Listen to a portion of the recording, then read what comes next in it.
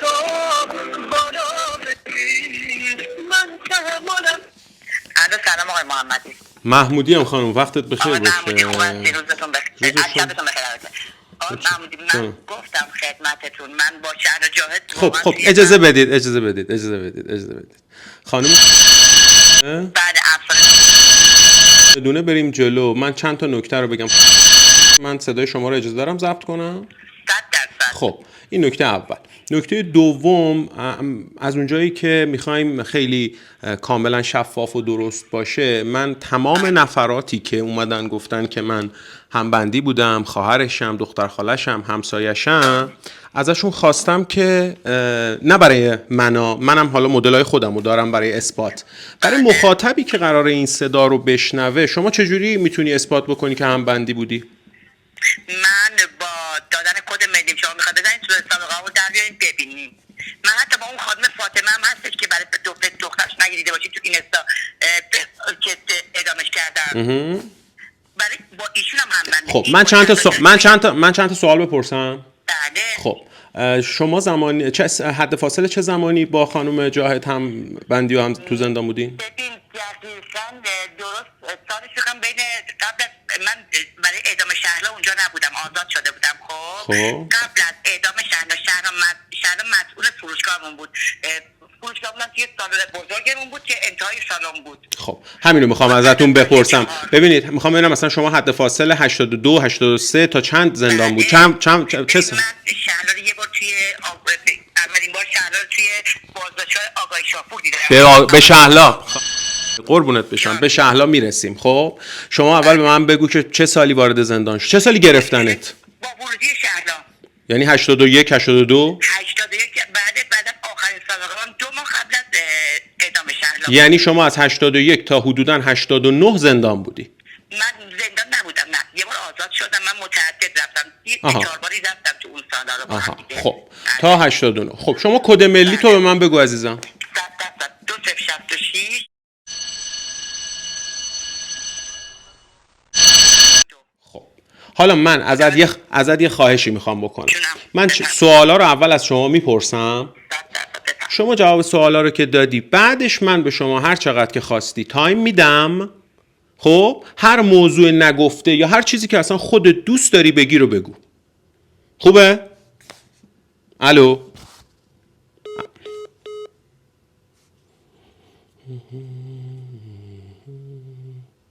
قطع شد.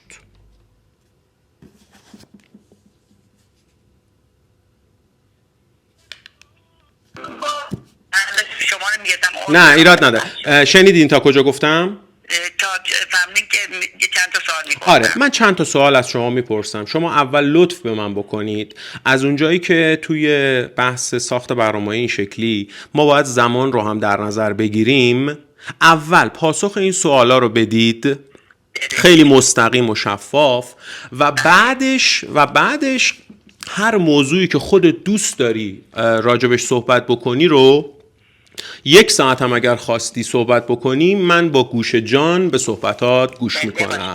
خب سوال اولم اینه که خب شما حدود 81 تا 89 2 بار رفتی اوین، درسته؟ 3 بار یا 4 بار. 3 بار. اگه راحتی میتونی بگی برای بابت چه جرمی؟ بله 2 تا جرمم به جرم رابطه نامشروع به غیر زنا بود، نوشتن مادون زنا. یه جرمم برای اعتیاد بود اون موقع. یه جرم دیگه هم دوباره برای رابطه بود. دقیقاً 2 تا پشت هم رابطه، یه دونه برای مواد، یه دونه هم دوباره برای رابطه. آخرین جرمم دوباره رابطه بود. اگه ازت راحت سوال بکنم ناراحت نمیشی؟ نه خواهش میکنم. بعد شما به عنوان فردی که 2 بار 3 بار به واسطه اتهام رابطه نامشروع وارد زندان شدید، این گرفتنتون توی خونه ای جایی بود؟ بله من به خاطر ببین من توی تهران زندگی می‌کنم. الان تهران ساکن نیستم، مراغه هستم. توی شهر خودم غریب بودم، نه جا داشتم نه پدر نه مادر. مجبور بودم به خاطر امرار معاش خودم و بچه‌م این کارو بکنم. متوجه. توی خونه میگرفتم. بچه متوجه. من اصلا نمیخوام بازش بکنیم. اوکی؟ نه. حالا کلا میخوام حالا اون اصلا یه موضوع دیگه ایه که حالا به وقتش ازت سوال میکنم. بعد اینکه شما به عنوان فردی که خب بالاخره چندین بار در یه خونه این شکلی بالاخره ریختن و گرفتن، میتونی تشخیص بدی یک خانوم آیا یعنی وقتی میبینیش حتی توی مهمونی، توی مثال فروشگاه، میتونی تشخیص بدی این خانومه آیا این هم مثال دارم میزنم تو بحث معرفی خانوم ها به آقایون، تو بحث مواد مخدر یا غیره؟ نمیگم حد 100% درسته. من مواد تو نوری شما 5 تا خانم همزمان خب از پشت هم هیکل هم لباس بذارین رو به از پشت راه برن مثلا صورتاشون بهتون میگم هر کدوم از این خانم‌ها چه کار هستن، مطمئنم که درست میگم. اوکی. حالا اینو دارم برای این میگم که یه سری از همبندی ها، ببین عزیزم، من نزدیک به شاید 200 نفر به من ارتباط گرفتن که ما همبندی بودیم. من کلا با 7 من با 7 نفر کلا صحبت کردم. درسته. یعنی همین الان که شما به من کد ملی داری میدی، خب من به شما زنگ نزدم، از لحظه اولی که با شما دارم میگم سلام ضبط مکالمه‌مون رو شروع کردم. همین الان هم که شما به من کد ملی دادی، از طریق اون یکی خطم فرستادم برای دوستانم که کد ملی شما رو چک بکنن. آره فقط حالا این سوال دوم، قبل شهلا کی وکیل بند بود یا شهلا اصلا وکیل بند بود؟ نه شهلا به من وقتی که رفتم شهلا یه مدت مسئول تلفنامون بود، مسئول تلفن بند 2 بالا بود. خب یعنی مسئول تلفن خونه بود. بله. بعدش که فروشگاه رو افتتاح کردن خب شهلا مسئول فروشگاه و اینکه به دفتردار خانم رضایی که اون موقع خانم رضایی رئیس زندان بود، بعدن خانم قبلش خانم اکبری بود که اصلا شهلا اون موقع، بعدش شد خانم رضایی بود، نمیدونم اون موقع خانم مقیسه و اینا همه مثلا چیزایی و پاسبان بندمون بودن. دقیقاً من و شهلا بند 2 بالا بود و شهلا مسئول تلفن ما. چقدر با خود شهلا تو صحبت کردی، معاشرت؟ خود شهلا یه جور غرور خیلی بد داشت، خیلی بد، مثلا یه جور خیلی بد اونا با هر کسی صحبت کرد، با منم خیلی به محدود صحبت کرد. من شنیدم که یه نگاه از بالا به پایینی داشته و همه این راسته؟ ببین میدونین انگار ببخشید ما اینجوری شرمنده اینجوری میگم چون فیلم اومده بود پایین. خب همیشه هم دامن پاش بدون کفش پاشنه بلند فقط رو به توی دفتر که آدم‌ها رو بفروشه. چجوری شهلا اجازه داشت توی زندانی که یه سری از خانوما نوار بهداشتی پیدا نمی‌کنن؟ نه اجازه بده، به اونم میرسیم. اونو که من مصاحبه نگرفتم خب، اما به اونم میرسیم. خب میخوام بدونم که چجوری شهلا این قدرتی که میتونست توی زندانی که خیلی از لوازم و وسایل رو نداشتن با موشو رنگ کنه، با کفش پاشنه بلند بره و بیاد. اونجا آرایشگاه داشت جناب، اونجا آرایشگاه داشت، هر کسی میتونست موهاشو رنگ کنه اگه پول داشت. خب بعد این اتاقی که شهلا داشته که میگن اتاق نکن، الان من مثلا شما داری اینو میگی، 2 نفر از کس مصاحبه‌های دیگه صحبتشون این بوده که کلیوندها، خب کلیوندها رو شما میشناسین؟ چیزا رو میگم، ما تهران پاس رو میگن. آفرین باریکلا. قربتیای تهران. آره اینا مثلا 2 تا از همبندی‌ها گفتن شهلا به محض ورودش به زندان قربتی‌ها یا کلیوندای تهران پارس به شدت بچهای خاک سفید کتکش زدن. خب من که تو اون شرایط زندان زنان نبودم که بتونم. ای وای چرا قطع میشه خدای من، تو رو خدا قطع نشو.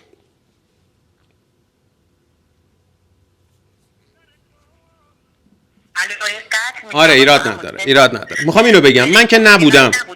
اونجا خینا بود، مثلا بهش گفتن خینا با مادرش مثلا ریاست رفتار میکردن با همه، خیناها زیاد بودن. خب میگم 2 تا از این همبندی‌ها به من گفتن که خیلی از این موارد و امور دست کلیوندا بود، حالا اون مافیایی که اصطلاحاً تو زندان زنان بوده و صحبتشون بر این بوده که مثلا دارم میگم یه خانومی به اسم خانم مهدیه گلرو که زندانی سیاسی بوده توی مصاحبهش میگه که کفش لژدار و رنگ مو و اینا فقط در اختیار شهلا و حالا کسایی که پول داشتن. چی؟ من میخوام بدونم شما هم آیا اجازه داشتی با دامن و کفش پاشنه بلند بچرخی؟ اصلا با دامن ببین، با دامن هیچی نمیریختن میگشتیم خب، ولی کفش لژدار هیچ کس غیر از شهلا رو یه کفش مشکی لژدار پاشنه کرمی بود میشه باش بود. خب بعد چرا شهلا اجازه داشت بقیه نه؟ نمیدونم چون شهلا خیلی به نظر من ببین واقعا مافیاشون نبود، ولی شهلا فکر کنم به خاطر این بود بیشتر که با دفتر یعنی با خانم رضایی رئیس زندان خیلی اخت بود. یعنی جوری که میاد با ایشون مثلا با خانم اکرمی با ایشون همیشه میشستن صحبت میکردن. توی زندان اتاق شهلا دوربین داشت؟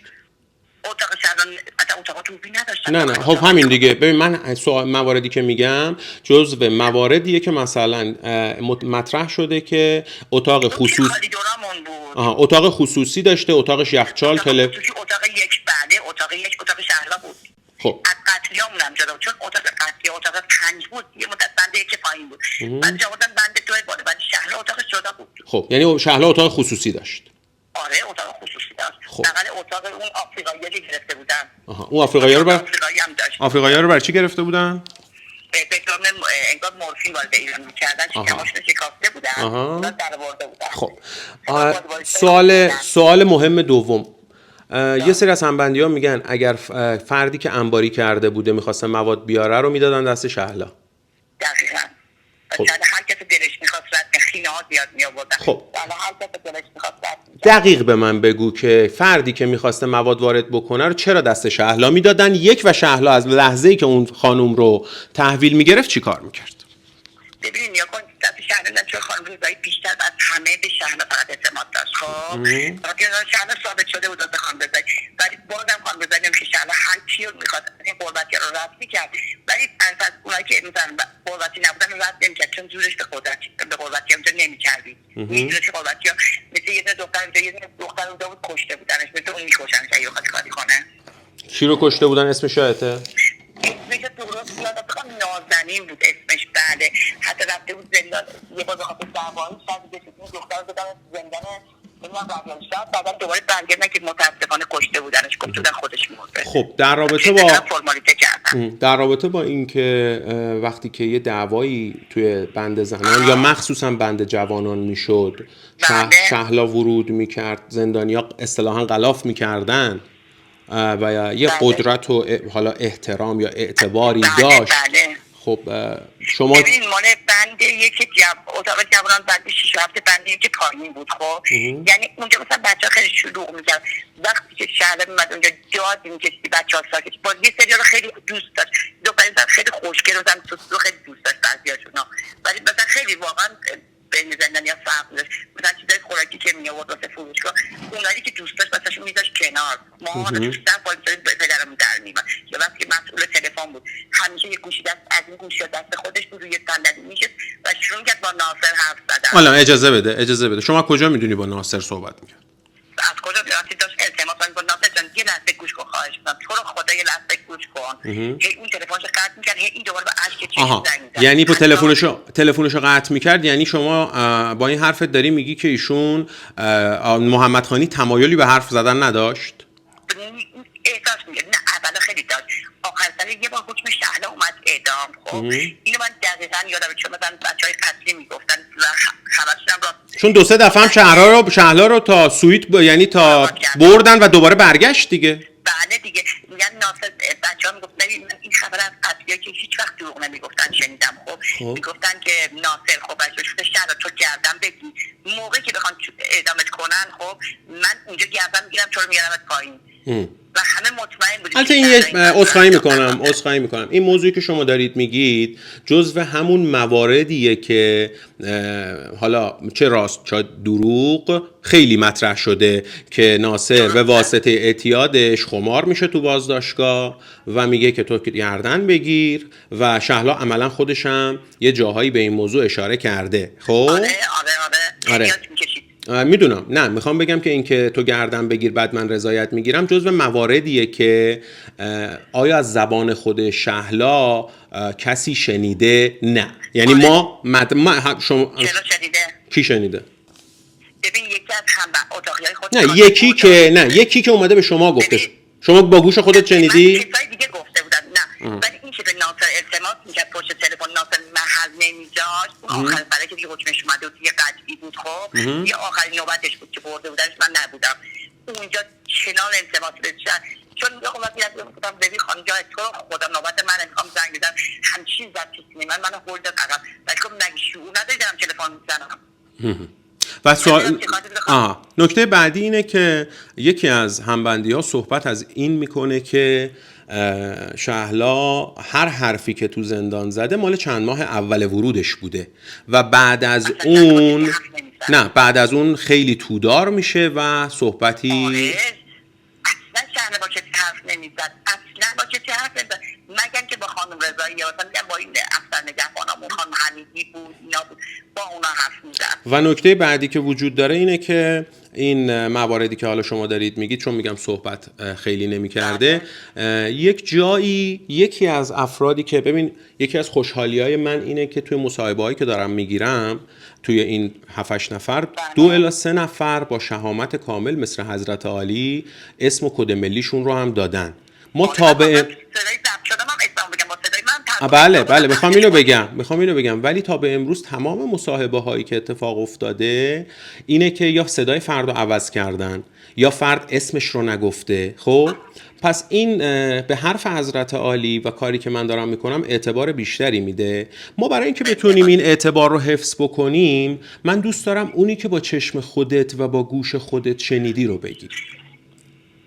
من اونایی که با چشم خودم دیدم از واقعا دارم همون این شهر اصلا یه جوری میگم توی این کاریدور بزرگ زندانوی بود یه جوری راه میاد، یعنی اگه سلام من میکردی جواب نمیداد. خب یعنی یه جوری بهتون میگم یه سری خواستای مثلا یه سری دوستای خواستن مثلا چی میگن، ببخشید ما تو زندان میگیم میچ بازی، ببخشید عذر میخوام، شهر اصلا میچ باز نبود ولی واسه خودش دوست دختر زیاد داشت همیشه، ولی با اونم درد دل نمیکرد. با خودش اونایی که مثلا عزیز کردش. منظورتون از میچ بازی همون همجنسگراییه؟ بعد خیلی زیاد بود اون موقع.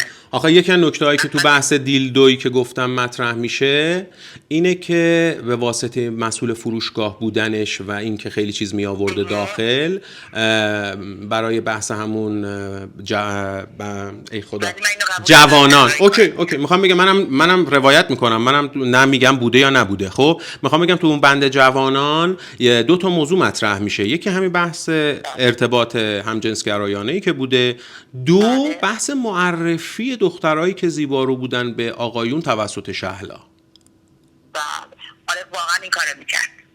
چی کار میکرد؟ این کارو میکرد، دخترای خاص به آقایون ببین به آقایون خیلی مختلفی که از دوستای خود من مسئولی که خدمت می‌کردی با هم رفتیم خیلی خوشگل بود این دوست من. یعنی فوق العاده، حتی به اون شماره یه آقای الان حیف که تهران نیستم از مردم بی‌خبرم، شماره یه آقای رو داده بود. خب بعدم بهتون بگم چی جان؟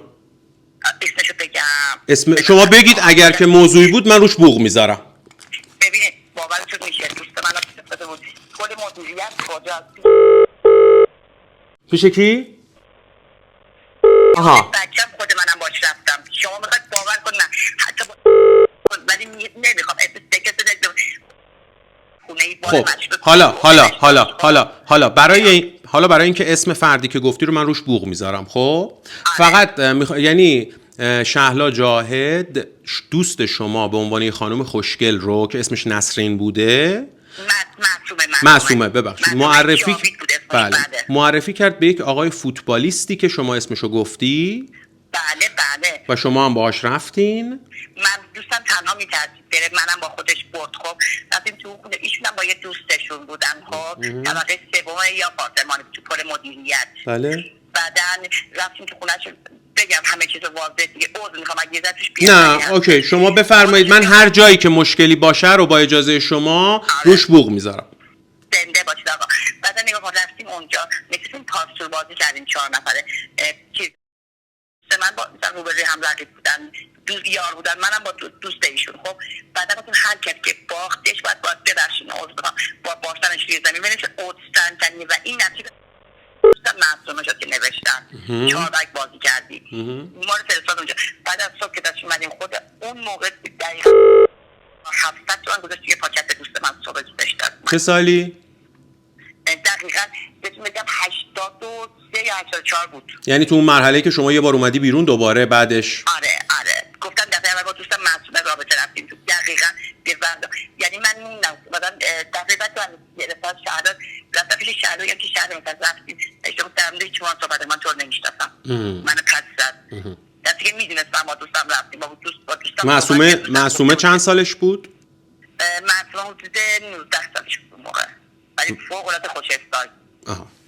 خب نکته بعدی که خانم افسانه خانم محترم وجود داره جانم. بحث اینه که تا اینجا ما یه سری از موارد رو پرسیدیم، یه سری بحث اون نگاه بالا به پایین، اتاق خصوصی، مسئولیت فروشگاه، و موارد که حالا وجود داشته، نکته ای که موند یعنی حرف تو حرف شد، من الان چون دارم می‌نویسم یه سری از بحثا رو، شما داشتید اینجوری میگفتید که فردی که مواد حالا یا خورده بود یا انباری کرده بود رو مسئول زندان تحویل شهلا میداد.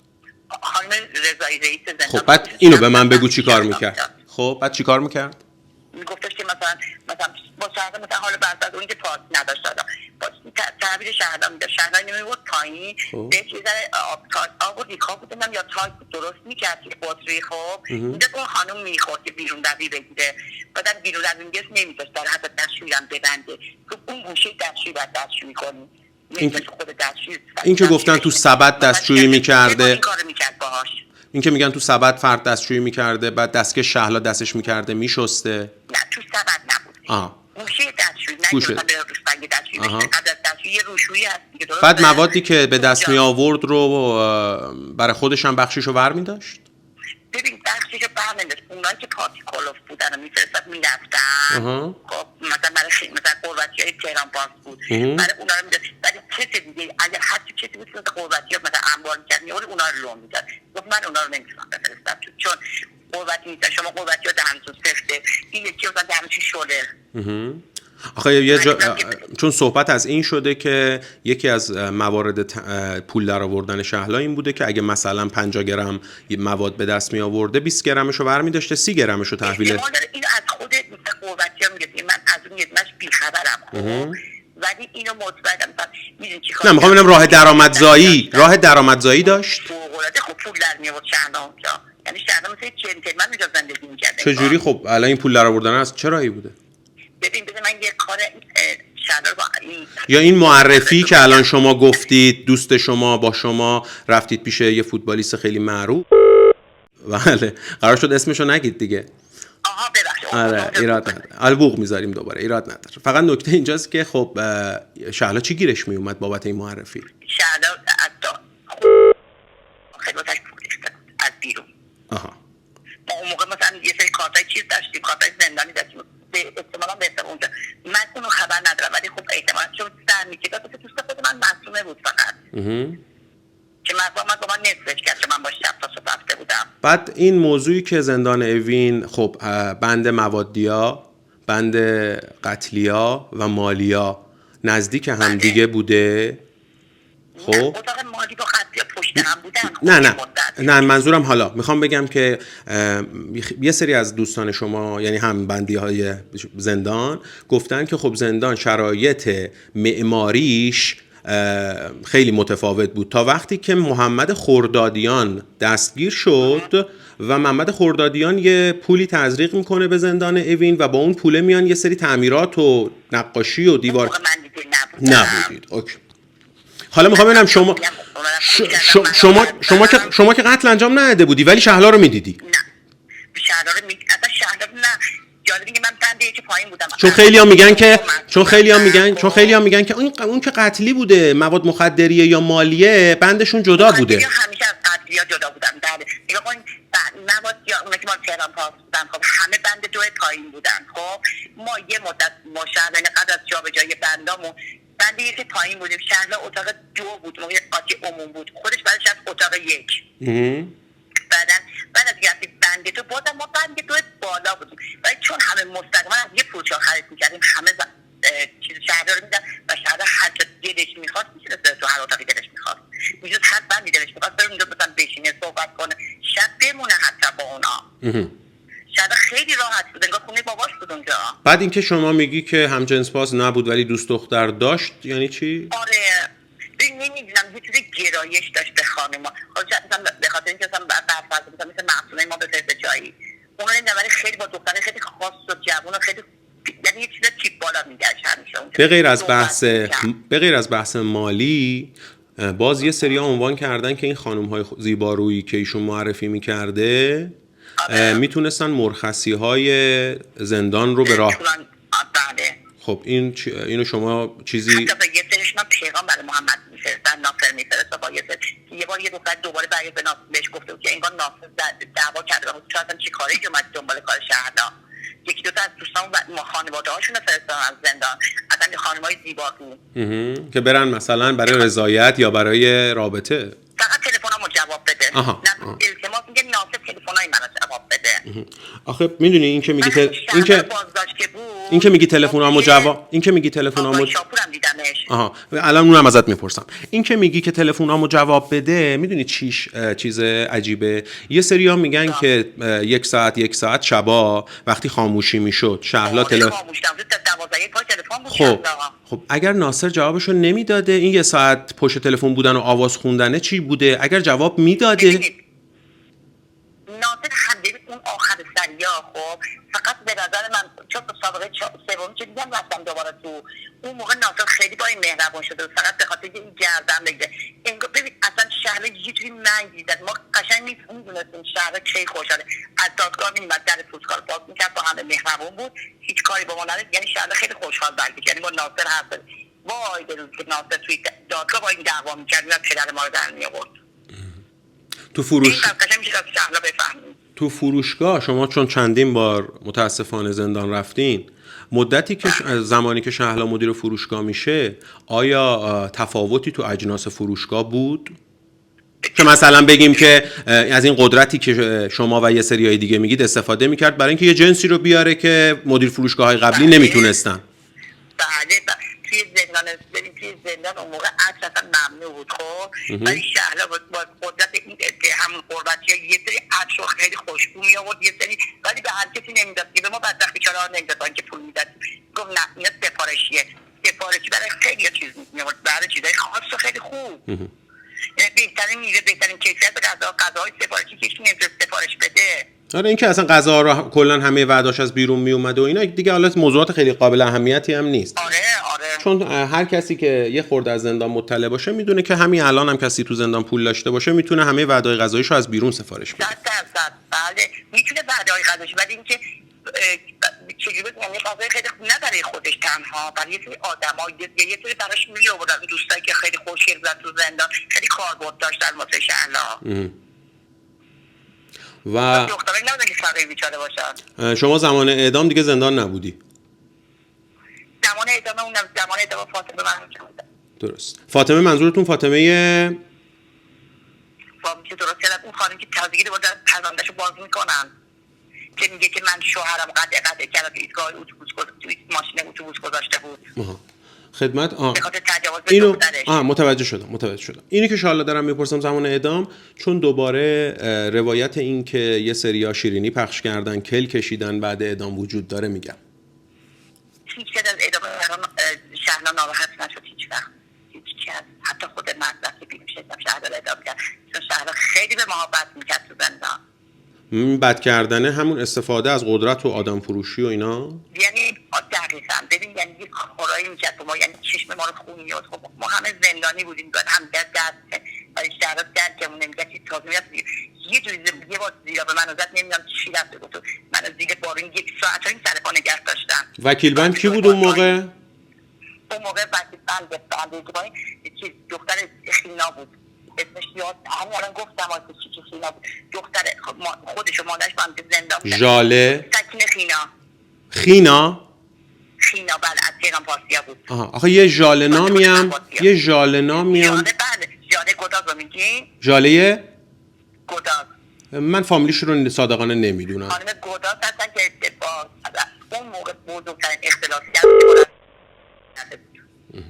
ایشون هم وکیل بند بودن. بله. و بعدش هم که شد تینا فرمودید. بله خانم تینا فامیل خینا بود از تهران باز، قربتی تهران باز. اسم کوچیکش گفته، اسم کوچیکش چی بود؟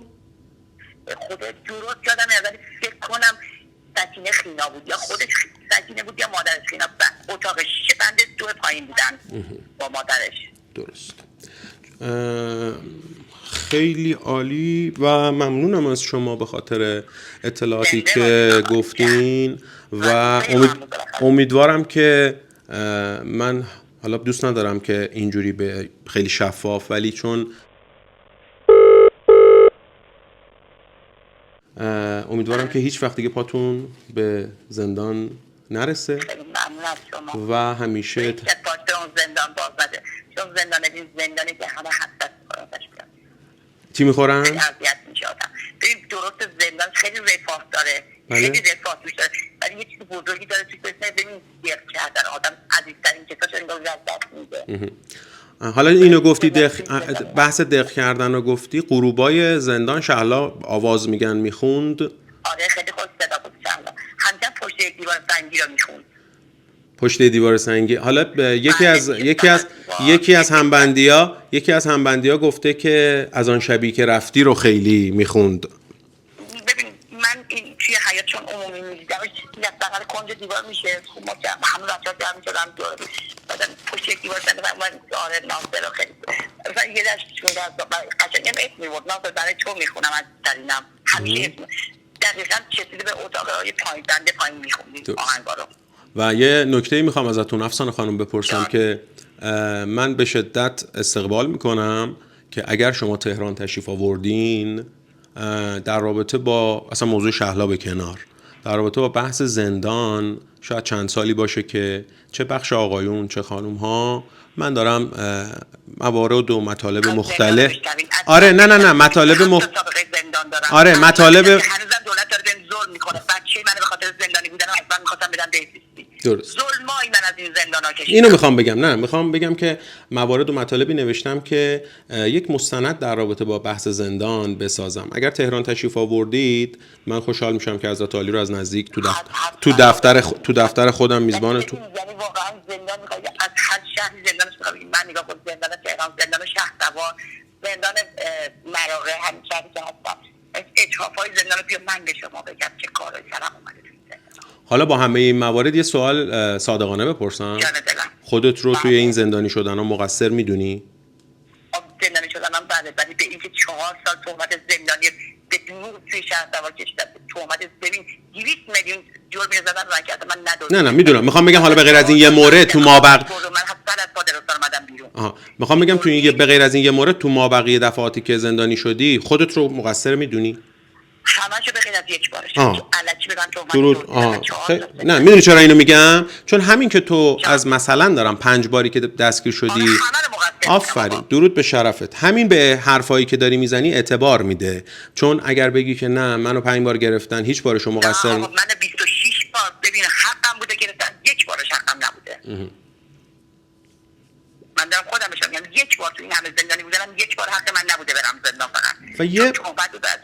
و یه نکته ای رو که شما گفتی در رابطه نام نبر لطفاً که دیگه هی من مجبور نشم بوق بذارم، در رابطه با اون بحث فوتبالیستی که شما با خانم معصومه رفتید پیششون، موارد این شکلیه اینو که دیگه خودت بودی، خب موارد دروازه‌بانامونو بودم. چی بودی؟ دروازه‌بانا. خب همین میخوام ببینم مثل این مورد باز هم مورد دیگه ای هست بخوای بگی؟ رئیس زندان، دروازه‌بان فوتبالیستامون. خب رئیس زندان چی؟ بوق می‌زنی؟ بوق میذارم آره بگو. خب چی کار کرد؟ الان رئیس نیستم، رئیس بودم. بله اسم فوتبالیستم بگم؟ خودش به شما مثلا گفت بیا پیشم یا پیش یه خانمی کار می‌کردم، اون خانم ایشون مشتری پرداخت به اون خونه. آها متوجه شدم. خب بعد فوتبالیست کی؟ جان فوتبالیست دروازه بوق می‌زدی؟ آره بوق می‌ذارم. آقا که بدترین فوتبالیست داره به نظرم. بله دروازه‌بان پرسپولیس. بله. تو همون زمانی که فوتبال بازی می‌کرد یا قبل و بعدش؟ آره بازی می‌کرد، چون اون موقع میگفت که با من نرفت. من تو اون خونه بودم بهتر دوستای دیگه به کجا بود اون خونه؟ کجا بود؟ از این قرص ویتامین 1000 خود توی افسریه. از این قرص ویتامین 1000 خود گفت که بعد چون بعد برم برای تمرین مثلا داشتن تمرین می‌کردن. گفت بعد تمرین برم گفتم این چه قرصی می‌خوری؟ من با یه لحن لاتو بابا ویتامین 1000 می‌خورم دیگه بخاطر اینکه میام سمت این خانوما مجبور از ویتامین بخورم که تمام مکملامو جور کنم تامین کنه اون کسری بدن رو. خیلی از شما متشکرم. اگر نکته‌ای خودت فکر میکنی که میتونی بگی که یا من یادم رفته بپرسم لطف کن بهم بگو. ببین من بهتون بگم شهلا من نمیگم قاتل نبود ولی اینو مطمئنم قاتل نبود. شهلا حقش اعدام نبود ولی مجازات حقش بود، چون ببین انگار یه چیزی میخواد تو گلو خسته کنه نمیگفت، ولی اینکه سر پروندهش باز شد من خیلی خوشحالم، ولی که اعدامش هم کردم خیلی خوشحالم. خب آخه خب حالا چقدر خوب شد که آخرش به اینجا رسیدیم. یه سری از همبندی ها معتقدن که خب همدستی که داشته چون رابطه خونی باهاش داشته شهلا لوش نداده و صحبت از من این میگم زهرا ببین شهلا بوده اونجا، شهلا نکشته، شهلا که دستور خط داده خودش تو خونه بوده خب، ولی شهلا نتونسته چون ضربه که خورده مال مرد بوده. نه اینا که حالا مواردی که نه. صحبت از اینی که از همبندی‌ها میکنه که یک بار در رابطه با شکنجه‌های آگاهی وقتی که با شهلا صحبت میکنه شهلا چشماش پر اشک میشه و در رابطه با شکنجه‌ای صحبت میکنه که اون شکنجه به ذاته برای خانم‌ها نمیتونه اتفاق بیفته. خب نه من بیادبی عذرخواهی میکنم این حرفو میزنم، ولی شهلا گفته که تو آگاهی و بعد چشماش پر اشک. خب چشماش پر خب نه میخوام بگم بچه موقع شهلا اتاق یک آقای شاپور به خاطر جرم قتلش تازه دستگیرش کرده بودن. میخوام بگم وقتی که شهلا اینو تعریف میکنه چشماش پر اشک میشه. شهلا هر وقت یاد آگاهی میشه تنش می‌نزید بنده خدا، چون میگم من یک چیزی رو دیدم که شکست ولی نمیگفت چه کاری. خب همین دیگه میخوام بگم که من دیدم آدم ندیده. خب میخوام بگم که یه سری‌ها صحبت از این میکنن که داشته که چشماش پر اشک می شده، ولی ما مدرکی در رابطه با این موضوع نداریم چون خود جاهد تا آخرین روز حرفی نزد. ببین من روز اول که رفتم شهلا دیدم، من سلول روبرویش بودم تو آقای شاپور خب، مثلا نمیدونم شهلا چیه، ناصر چیه هنوز خب. چند سالت بود اون موقع؟ گفتم نه من نمیدونم چیو میگی. فقط همین نگو تو خود هم نگو حتی شهرام هستم تو ناصر محمد خانی رو میشناسی. گفتم نه من فوتبالیست که تو میگی نمیشناسم دیگه، هیچی به من نگفت. اینوش خود شهلا بهت گفت؟ آره اون روز گوشه لپس شهلا کبود بود کبود معلوم بود، ولی یه حد خیلی محکم سیزی تو صورتش داشت اون موقع. و اینکه آخرین بار که شما بازداشت شدی چه تاریخی بوده؟ بعد از آخرین بار که شهلا تو زندان دیدم. نه آخرین بار خودت کی بازداشت شدی؟ من تو زندان تقریبا 5 سال پیش آخرین بارم. هنوز هم روی رو داره به نظرت یا بهتر شده؟ آره داره. قرآن به جوری که نکرده بودم. ببینید یه چیز واضح بگم آقای محمودی، من که علکی از من بهترین قضا رو آقا واسه من میآورد که اونجا تحویل میداد یه آقای بعدا اینی که میخوردم گفت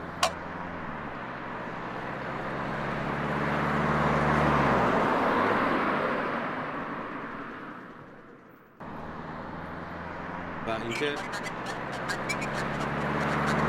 میگم الان که پاکی خدا رو شکر.